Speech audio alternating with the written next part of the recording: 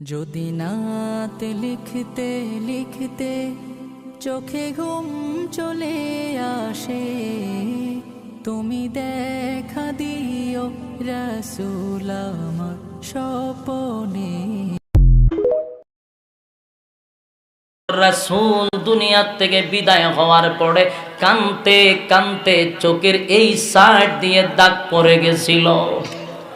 রে হযরত ওমর তরবারিটা হাতে লইয়া ডাক দিয়া বলে, কে বলবি নবী নাই,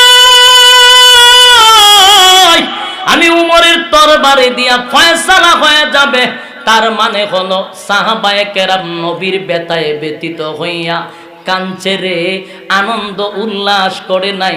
2টা বছর আবু বকর দেশ শাসন করেছে, কানতে কানতে চোখের সাইড দিয়া দাগ পড়ে গেছে। নবীজির মেয়ে ফাতেমা রাসূল দুনিয়া